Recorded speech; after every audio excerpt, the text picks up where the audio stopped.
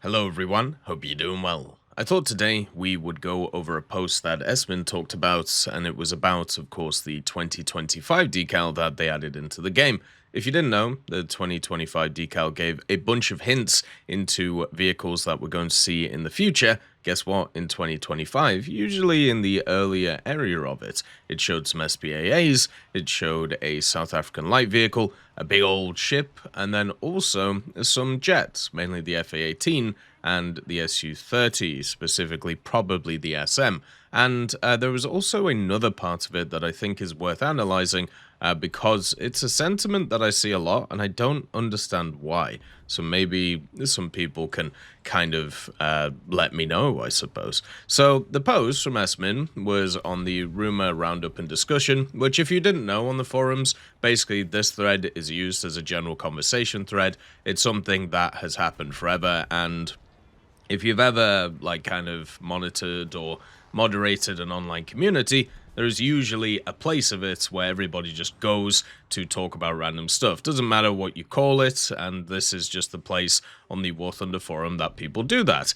So one of the things that was being brought up was, of course, issues with subnations and copy and paste nature and laziness and all of these things. So we'll go through all of those topics and then also look at what was confirmed. So Smin said, I'm not sure how many times it needs to be said, the Indian SPAAs added at 10.3 had no impact on domestic vehicles like the Rapier. We have confirmed this both broadly and directly to you several times now.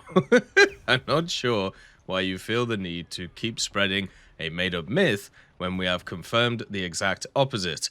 Please stop spreading misinformation. If you still don't believe the multiple confirmatory responses and need an even bigger hint, he of course shows the decal. And the reason why he's showing the decal is because it shows the mounted Rapier system, which is of course the British missile system, which is used as anti-air. Now, this post brings up two interesting things, and it's a problem that I've run into in the past quite a few times. It turns out some people just have a narrative in their head, and they just run with it, and you can't do anything about it. They have decided that's the truth, and there's nothing you can do. This has happened to me several times, and I'm sure has happened to many others several times, and it's just weird. The narrative here, which is being spread, which is kind of one which has existed for a long time, is the idea that they add subtech trees as a cheap way of doing these things, therefore they don't have to work on domestic vehicles for said nation. This was obviously something that has been parroted when the South Africans were added in British ground, the Finnish were added in Swedish ground, and also at the same time, Hungary was added to Italian ground. And the problem with this narrative is it's just wrong. And the reason you can tell that it's wrong is after these subtrees get added, a bunch of domestic vehicles get added to these tech trees too. For example, for Britain, you had of course quite a lot of light tanks for South Africa, and then you had a few AAs like the ZA-35, and then now you have stuff like the Stormer HVM, which was added, and the other Stormer, is it the AD, I believe it's called, and also stuff like the Fox, and even things like the Simi, the Scimitar. These are vehicles which are of course of British origin, which were put into the tree after the South African vehicles were. Stuff like the Swedish with the CV9030 with the Mark IV variant that was added, but then also you had a bunch of other stuff that was added on top of it in the Swedish tech tree too. This idea that copy and paste vehicles like the Strela or even the Osa, which were added to the British tech tree, are things which are going to stop, vehicles of a British nature to be added to it, is completely ludicrous and a ridiculous assessment. And I don't know why people continue with this narrative. It doesn't make any sense if you just sit down and think about it for 2 seconds. But as we've seen many times with War Thunder, and also just many things in, real life, people will just stick with a narrative even if you show everything to be the opposite side. Like, you think about stuff like, people who believe the earth is flat, or even the Sasquatch stuff. It's actually kind of interesting to talk to the people about it, because it's as if they're now stuck in a community that they have to believe these things because they don't want to be outshunned by them because of the whole social ramifications. What happens when they move on and they don't have that friend group anymore? What happens to them? And yeah, it's kind of interesting to look at. Maybe it's the same in War Thunder, or maybe people are just legitimately crazy, or the other part of it is it's an online community and you're going to get 0% to 100% when it comes to certain people. That's just how it goes. And that's something that I had to kind of deal with a few years ago and realized it just wasn't really worth my time going through a lot of these things and basically discussing certain things over and over and over again with the same people. I have actually chatted to people for 8 years now, certain people for 8 years, who either send me emails or Discord messages or whatever it is. Long-time people who I've had many different conversations with, which has been very fun. And then even after going through all these conversations, even after going through how all of this stuff works, what ends up happening is they just believe the same thing anyway they did previously, without any information backing it up at all. And this is a problem, but it is kind of just how it goes. And that just sucks, you know? That is really, really annoying. One of the things that would be kind of nice to see over this next period of time is maybe another kind of Q&A thing that Gaijin could do, talking about these vehicles and also talking about their general plans of what they want for the year. I know the roadmap was pretty successful the last few years. Obviously, they didn't hit all of the goals that they wanted to do in the recent time, but that happens to everybody, right? Like, at the end of the day, it's one of those issues with promising and then not getting stuff done. But I think the roadmap overall was a nice idea.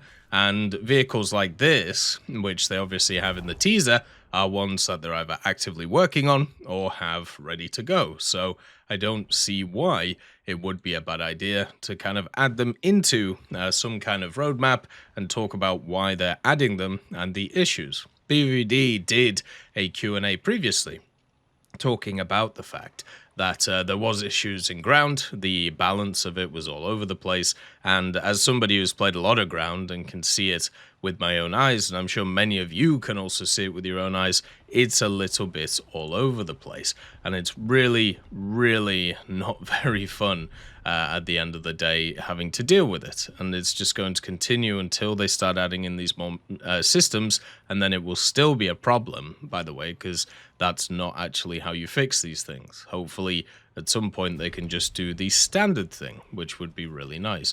Now, the other part of this is hopefully in 2025, we can just leave conspiracy theories behind. Because right now, when it comes to War Thunder, no matter what your opinion is on what should be added or what shouldn't be added, the simple fact is we have a situation where there is every justification that has been made in order to add something into the game. So no matter what the justification is, it has existed. Whether it needs to fill a gap, even though it's fake, whether it's something that a certain nation would enjoy because of the fact that that nation specifically was one which hasn't been represented in the game before, whether it's just something that's cool and interesting that people would be interested in. You have an example for every different reason. So you've got to realize the reasons why things are added are not usually the same. And also, there isn't a set rule for why things are added. Most of the time, it's just like, we think this is cool, we hope people will think this is cool, and then also it helps to balance the game. That's literally the like 2 or 3 criteria that they add in. Obviously, there are other incentives which are around, like money and a few others, but if you just boil it down to those core things, stuff starts making a bit more sense, and hopefully we can start living by that in 2025. Human beings aren't crazy complicated. I know generally people like to think so, because they want to be like deep or interesting or innovative, but most of us do the same things for the same reasons. And there's nothing wrong with that. It's just how it goes. As always, I hope you have a wonderful day, and I'll see you next time.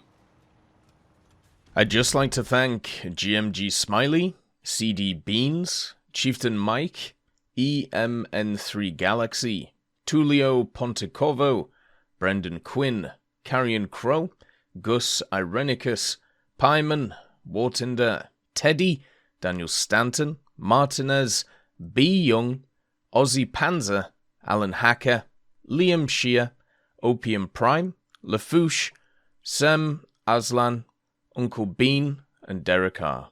for supporting the channel.